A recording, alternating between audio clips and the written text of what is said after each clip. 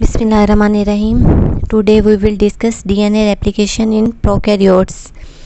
Prokaryotes में cell division यानी कि एक सेल से दो सेल्स का बनना बाइनरी फिशन के थ्रू होता है। इसलिए अगर जब एक सेल से दो सेल बनेंगे तो इनका डीएनए भी डबल हो जाता है। इस प्रोसेस को रेप्लिकेशन कहते हैं। प्रोकैरियोट्स में कोई न्यूक्लियस नहीं होता और डीएनए सिर्फ एक सर्कुलर क्रोमोसोम्स की शक्ल में साइटोप्लाज्म में प्रेजेंट होता है। In prokaryotes DNA replication is called theta replication, यानी कि प्रोकैरियोट्स में जो रेप्लिकेशन होती है उसको थीटा रेप्लिकेशन कहते हैं। हमें पता है कि डीएनए डबल हेलिक्स होता है और दोनों स्ट्रैंड एक दूसरे के एंटी पैरेलल होते हैं और इन टेम्पलेट या पेरेंटल स्ट्रैंड को इस्तेमाल करते हुए इनके सामने डॉटर स्ट्रैंड बन जाते हैं। इस तरह डीएनए की रेप्लिकेशन सेमी कंजर्वेटिव होती है। DNA synthesis requirement: number 1 DNA template, number 2 deoxynucleoside triphosphate यानी कि DATP, DGTP, DCTP और DTTP। नंबर 3 में हमारे पास प्राइमर जो कि RNA के न्यूक्लियोटाइड होते हैं। नंबर 4 एंजाइम्स एंड प्रोटीन जिसमें DNA A, DNA B, DNA C, single strand binding protein and primase जिसे DNA G भी कहते हैं। Topoisomerase 1, DNA polymerase 1, 2, 3। DNA polymerase 3 के 3 सब यूनिट होते हैं, यानी कि अल्फ़ा, एप्सिलॉन और थीटा सब यूनिट। अल्फ़ा सब यूनिट को डीएनए ई भी कहते हैं और ये पॉलीमराइजेशन करता है। एप्सिलॉन सब यूनिट को डीएनए क्यू कहते हैं और ये प्रूफ रीडिंग और एक्सोन्यूक्लियस एक्टिविटी जो कि 3 प्राइम एंड से 5 प्राइम एंड की डायरेक्शन में होती है के लिए रिस्पॉन्सिबल होता है। थीटा सब यूनिट एप्सिलॉन की प्रूफ रीडिंग और एक्सोन्यूक्लियस एक्टिविटी को इम्प्रूव करता है। डीएनए पॉलीमरेज 1 ना सिर्फ प्राइमर को रिमूव करता है बल्कि रिमूव करने के बाद गैप को फिल भी करता है। और DNA polymerase 2 repair DNA through out life. DNA topoisomerase 2 जिसे डीएनए जाइरेज भी कहते हैं सिंगल कट लगाता है और ये टाइपोलॉजिकल स्ट्रेस को रिमूव करता है, यानी कि सुपर क्वाइलिंग जब हो जाती है दोनों रेप्लिकेशन फॉर्म मूव करते हैं जिनकी वजह से सुपर क्वाइलिंग होती है तो टेंशन क्रिएट होती है जिसको ये रिलीज़ करता है। नेक्स्ट है हमारे पास डीएनए लाइगेज। इसको यानी कि ये सील दी निक यानी कि जहाँ पे कट लगे होते हैं उन एंड्स को ये ज्वाइन कर देता है। नेक्स्ट है हमारे पास टस एंड टर प्रोटीन। टोपोआइसोमरेज 4 डबल कट यानी कि ये डबल कट लगाएगा। सबसे लास्ट में ये स्टेप होता है। अब हम steps involve in DNA replication in prokaryote, उसमें सबसे पहले हम इनिशिएशन को स्टडी करेंगे। इनिशिएशन में हमारे पास सबसे पहले रेप्लिकेशन बबल और रेप्लिकेशन फॉर्क बनते हैं और डीएनए हेलिकेज हाइड्रोजन बॉन्डिंग को ब्रेक करता है और single strand binding protein renaturation को प्रिवेंट करती हैं। नंबर 2 है पॉलीमराइजेशन। पॉलीमराइजेशन में सबसे पहले हमारे पास प्राइमर कंस्ट्रक्ट होता है, फिर डीएनए पॉलीमरेज 3 लीडिंग और लैगिंग स्ट्रैंड पर न्यूक्लियोटाइड्स को ऐड करता है। नंबर 3 टर्मिनेशन में सबसे पहले प्राइमर की रिमूवल होती है और फिर डीएनए पॉलीमरेज 1 की मदद से गैप की फिलिंग होती है और डीएनए लाइगेज 2 पॉइंट को बाइंड करता है और टोपोआइसोमरेज 4 दोनों सर्कुलर क्रोमोसोम्स को सेपरेट कर देता है। अब हम हर स्टेप को डिटेल से पढ़ेंगे। सबसे पहले इनिशिएशन में ओरिजिन ऑफ रेप्लिकेशन को पढ़ेंगे। ओरिजिन ऑफ रेप्लिकेशन के लिए डीएनए पर ख़ास पॉइंट होते हैं और प्रोकैरियोट्स के केस में सिर्फ एक ओरिजिन ऑफ रेप्लिकेशन होता है, यानी कि क्रोमोसोम्स उनका सर्कुलर होता है, एक ही सर्कुलर क्रोमोसोम्स होता है बैक्टीरिया में और ये साइटोप्लाज्म में पड़ा होता है, ये कोई न्यूक्लियस के अंदर नहीं होता और इसमें सिर्फ एक ओरिजिन ऑफ रेप्लिकेशन होता है जहाँ से रेप्लिकेशन स्टार्ट होती है और सबसे एंड पे उसका टर्मिनेशन रीजन होता है। इन इकोलाई के केस में ओरिजिन ऑफ रेप्लिकेशन में 245 बेस पेयर होते हैं जो कि 3 रिपीट्स ऑफ 13 बेस पेयर और 4 रिपीट्स ऑफ 9 बेस पेयर की सूरत में होते हैं और ये वो ख़ास रिपीट होते हैं जहाँ पर एग्जैक्ट पॉइंट पर आकर प्रोटीन बाइंड होती है। सबसे पहले DNA A protein 4 repeats of 9 base pair पर आकर अटैच होती है और 3 रिपीट्स ऑफ 13 बेस पेयर को डीनेचर कर देती है। इस तरह डीएनए हेलिक्स ओपन हो जाता है।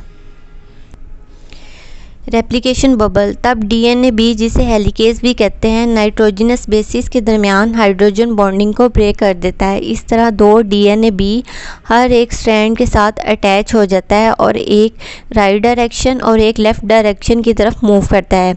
डीएनए बी अपनी करेक्ट पोजीशन पर डीएनए सी की वजह से होता है। इस तरह रेप्लिकेशन बबल बन जाता है और single strand binding protein strand पर जाकर बाइंड हो जाती हैं और इस तरह ये रीनेचुरेशन को प्रिवेंट करती हैं। नेक्स्ट है हमारे पास पॉलीमराइजेशन। पॉलीमराइजेशन में सबसे पहले है हमारे पास प्राइमर कंस्ट्रक्शन। रेप्लिकेशन जब तक 16 से 60 nucleotide base pair sequence of RNA primase की मदद से कंस्ट्रक्ट ना हो जाए स्टार्ट नहीं होती। जब प्राइमर बन जाता है फिर डीएनए पॉलीमरेज अपना फंक्शन स्टार्ट करता है। Elongation, DNA polymerase 3 main enzyme होता है जो कि पॉलीमराइजेशन करता है और ये 5 प्राइम से 3 प्राइम एंड की तरफ पॉलीमराइजेशन करता है, यानी कि न्यूक्लियोटाइड 3 प्राइम एंड से ऐड होंगे। एक रेप्लिकेशन बबल में 2 रेप्लिकेशन फोर्क बनते हैं। यहाँ पर हमने सिर्फ एक फोर्क को ड्रा किया है। यहाँ पर दिखाया गया है कि 2 टेम्पलेट या पेरेंटल स्टैंड है और एक 5 प्राइम एंड से 3 प्राइम और दूसरा 3 पॉइंट से 5 प्राइम एंटी पैरेलल रन होता है और इनके सामने 2 नए स्ट्रैंड बनते हैं और डीएनए पॉलीमरेज 3 सिर्फ 3 प्राइम एंड की तरफ से न्यूक्लियोटाइड ऐड करता है और इस तरह नए बनने वाले स्ट्रैंड 5 प्राइम से 3 प्राइम एंड की तरफ मूव करते हैं। यानी कि एक ये वाला स्ट्रैंड है 3 प्राइम एंड से 5 प्राइम और एक 5 प्राइम से 3 प्राइम एंड की तरफ। ये दोनों पेरेंटल स्ट्रैंड एंटी पैरेलल होते हैं और इनके सामने 2 डॉटर स्ट्रैंड बनते हैं, जिसकी वजह से जब रेप्लिकेशन कंप्लीट होगी तो एक सेल को ये वाली साइड मिलेगी, दूसरे को दूसरी मिलेगी। इसलिए डीएनए की रेप्लिकेशन को सेमी कंजर्वेटिव रेप्लिकेशन भी कहते हैं, क्योंकि हर सेल के पास एक पेरेंटल और एक डॉटर स्ट्रैंड होता है और हमेशा डीएनए पॉलीमरेज 3 जो है 3 प्राइम एंड की तरफ से न्यूक्लियोटाइड ऐड करवाता है।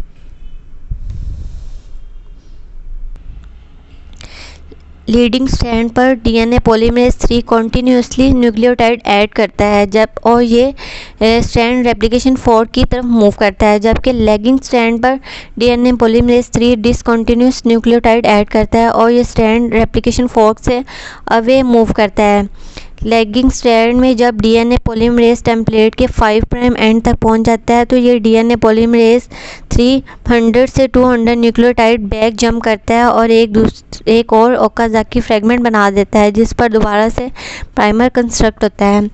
जैसे कि यहाँ पे दिखाया गया है कि ये वाला स्ट्रैंड जो है कंटिन्यूसली फोर्क की तरफ मूव कर रहा है, जिससे हम लीडिंग स्ट्रैंड भी कहते हैं। यहाँ पर कंटिन्यूसली न्यूक्लियोटाइड 3 प्राइम एंड से ऐड होते जा रहे हैं और इधर की तरफ मूव कर जाता है। एक स्ट्रैंड होता है जिसमें सबसे पहले यहाँ पे जब ओरिजिन ऑफ रेप्लिकेशन स्टार्ट का जहाँ पे पॉइंट है वहाँ पे सबसे पहले एक प्राइमर कंस्ट्रक्ट होगा और थोड़ा सा न्यूक्लियोटाइड ऐड होंगे। तो जब ये न्यूक्लियोटाइड 5 प्राइम एंड टेम्पलेट पे पहुंच जाएंगे तो ये जंप करेगा 100 से 200 न्यूक्लियोटाइड बैक और दोबारा से प्राइमर कंस्ट्रक्ट होगा और उसके आगे न्यूक्लियोटाइड ऐड होंगे। जब ये फिर 5 प्राइम एंड तक पहुंच जाएंगे तो फिर 100 से 200 न्यूक्लियोटाइड बैक जंप करेगा। इस तरह ये सबसे ओल्ड है।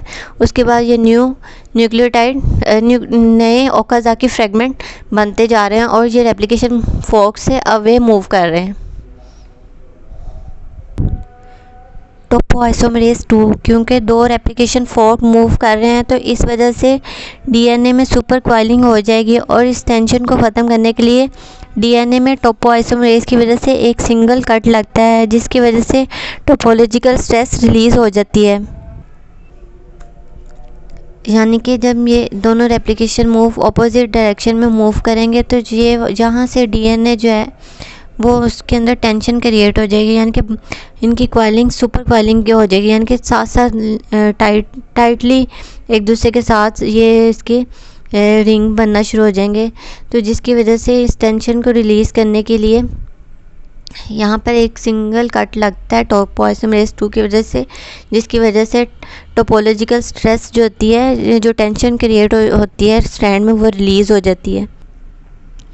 बाज़ औक़ात न्यूक्लियोटाइड की रॉन्ग एडिशन हो जाती है, यानी कि फॉर एग्जांपल ए के सामने टी के लगने की बजाय जी आ जाता है। इसके लिए डीएनए पॉलीमरेज का स्मॉल सब यूनिट जिसे एप्सिलॉन भी कहते हैं प्रूफ रीडिंग करता है और न्यूक्लियोटाइड के सीक्वेंस को करेक्ट करता है। नेक्स्ट है प्राइमर ए का आरएनए सीक्वेंस होता है, इसलिए डीएनए के स्ट्रैंड से ये रिमूव होना चाहिए। प्राइमर रिमूवल, इसके लिए डीएनए पॉलीमरेज 1 ना सिर्फ प्राइमर को रिमूव करता है बल्कि इसकी जगह न्यू न्यूक्लियोटाइड ऐड भी करवाता है, यानी कि ये गैप फिल करता है। और आल्सो इसी वजह से इसको पॉलीमरेज एक्टिविटी का काम भी करता है। नेक्स्ट है हमारे पास डीएनए लाइगेज। डीएनए लाइगेज जहाँ जहाँ पर कट लगे होते हैं इनके दरमियान फॉस्फोडाइएस्टर बॉन्ड यानी कि 3' एंड हाइड्रोक्साइल और 5' एंड फॉस्फेट ग्रुप के दरमियान बॉन्ड बनाता है और उन्हें सील कर देता है। टर्मिनेशन, दोनों रेप्लिकेशन फोर्क ऑपोजिट डायरेक्शन में मूव करते हैं यहाँ तक कि एक पॉइंट जिसे टर्मिनस पॉइंट भी कहते हैं पर जाकर मिल जाते हैं, जहाँ पर टस और Ter protein Tus stand for terminus utilizing sequence, ये दोनों रेप्लिकेशन फोर्क को अरेस्ट कर लेते हैं और टर्मिनस रीजन पर दोनों क्रोमोसोम्स जुड़े होते हैं, यानी कि जैसे कि यहाँ पे दिखाया गया कि जब ये दोनों रेप्लिकेशन फोर्क ऑपोजिट डायरेक्शन में मूव करके दो सर्कुलर क्रोमोसोम्स बन जाते हैं तो यहाँ पे जाके दोनों रेप्लिकेशन फोर्क जो होते हैं रेस्ट हो जाते हैं, जिसे टर्मिनस पॉइंट कहते हैं। अब इन दोनों क्रोमोसोम्स ने एक दूसरे से सेपरेट होना है ताकि दोनों सेल जो कि बाइनरी फिशन से 1 से 2 सेल बनते हैं प्रोकैरियोट्स के, तो दोनों को एक सेपरेट क्रोमोसोम मिले। इसके लिए एट टर्मिनस रीजन पर जिसे डीएनए कैटिनेन्स भी कहते हैं, यहाँ पर आकर टोपोआइसोमरेज 4 एक्ट करता है और डबल कट लगाता है, जिसकी वजह से ये दोनों सर्कुलर क्रोमोसोम एक दूसरे से सेपरेट हो जाते हैं और अलग-अलग सेल्स के अंदर चले जाते हैं। यहाँ पर हमारा टॉपिक खत्म हुआ। If you like the video please subscribe my channel and share with your friend. Thank you.